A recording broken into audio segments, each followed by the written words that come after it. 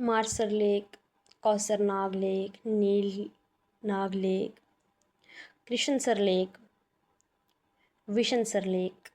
हाय everyone, last video में हमने पढ़ा था lakes in Jammu and Kashmir UT part 1। आज हम पढ़ेंगे पार्ट 2। Let's start.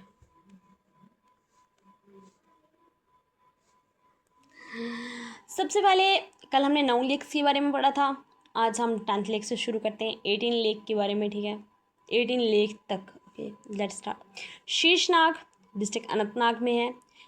ओरिजिन इसका हुआ है ग्लेशियर लेक्स के, यानी कि ग्लेशियर के मेल्ट होने की वजह से इसका ओरिजिन हुआ है। इनफ्लो ग्लेशियर मेल्ट की वजह से और आउटफ्लो ये स्ट्रीम्स में करता है। ठीक है, इसकी इम्पोर्टेंस है कि ये अमरनाथ यात्रा रूट पर है और ये इसकी ब्यूटी के लिए जानी जाती है। रामसर स्टेटस इसे नहीं दिया गया है। तरसार लेक अनंतनाग में है। ये भी ग्लेशियर लेक है, यानी कि ग्लेशियर मेल्ट होने की वजह से बनी है।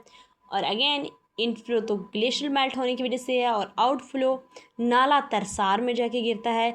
ये ट्रैकिंग के लिए, ट्रैकिंग डेस्टिनेशंस के लिए और अल्पाइन ब्यूटी के लिए इम्पॉर्टेंस मानी जाती है और ये इसको रामसर स्टेटस नहीं दिया गया है।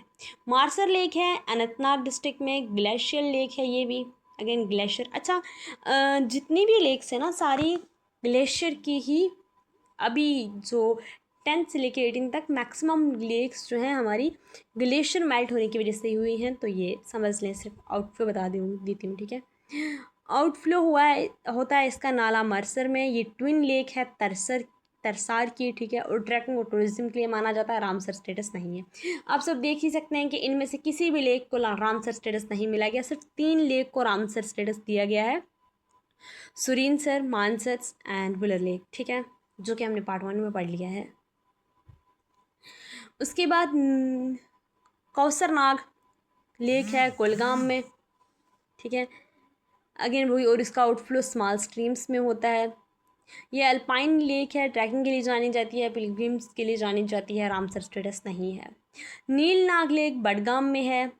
इसका आउटफ्लो स्ट्रीम्स में होता है। Inflow spring and melting snow से होता है। ठीक है, और ये एक पिकनिक स्पॉट है टूरिस्ट अट्रैक्शन के लिए और रामसर स्टेटस नहीं दिया गया है। कृष्णसर लेक गांधरबल में है। ग्लेशियर लेक है। इनफ्लो ग्लेशियर मेल्ट से होता है, आउटफ्लो स्ट्रीम में होता है, फिशिंग के लिए जानी जाती है, पॉपुलर ट्रैकिंग डेस्टिनेशन है। विशानसर लेक गांधरबल में है। ग्लेशियर लेक है। इनफ्लो ग्लेशियर मेल्ट की वजह से होता है, आउटफ्लो स्ट्रीम्स में होता है, source of many mountain streams, trekking, natural beauty, इसकी ये इम्पॉर्टेंस है। ठीक है, रामसर स्टेटस नहीं दिया गया है। गज्जर लेक गांधरबल में है। इनफ्लो ग्लेशियर मेल्ट आउटफ्लो की वजह से ग्लेशियर मेल्ट की वजह से होता है, आउटफ्लो स्ट्रीम्स में होता है।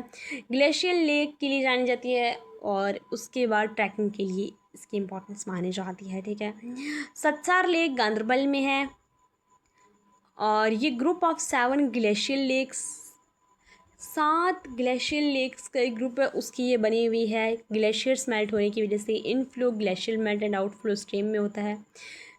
इम्पॉर्टेंस ये है कि ये 7 अल्पाइन लेक्स का एक ग्रुप है, रिच है बायोडाइवर्सिटी में और ट्रैकिंग में। अगेन इसको भी रामसर स्टेटस नहीं दिया गया। अब हम रामसर स्टेटस को पढ़ लेते हैं। ठीक है, Ramsar sisters of Jammu and Kashmir further इसमें मेंशन है। मानसर और सुरिनसर जो 2 ट्विन नेचुरल लेक हैं वो लोकेटेड हैं जम्मू कश्मीर में। ठीक है, इसके बाद वुलर लेक।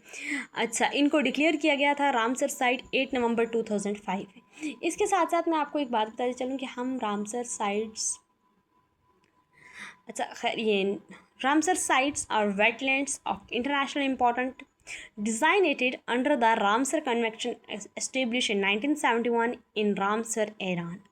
अच्छा, Ramsar sites wetlands water bodies हो सकते हैं जिनको हम कंजर्व प्रोटेक्ट करके रखना चाहते हैं इंटरनेशनल लेवल पे। ठीक है, ताकि वहाँ की बायोडाइवर्सिटी प्रोटेक्टेड रहे, वहाँ का जो इन्वामेंट है नेचुरल इन्वामेंट बचा सके। ठीक है, और ये जो रामसर नाम क्यों है, रामसर स्टेटस क्यों कहा जाता है, ये एक कन्वेक्शन साइन हुआ था कब, 1971 में, और ये ईरान कंट्री के रामसर जगह साइन हुआ था, इसलिए इनको हम रामसर साइट्स कहते हैं। ठीक है, लेक्स के बारे में फर्दर एक और वीडियो आएगी। मुझे उम्मीद है कि आपको मेरी ये वीडियो अच्छी लगी होगी।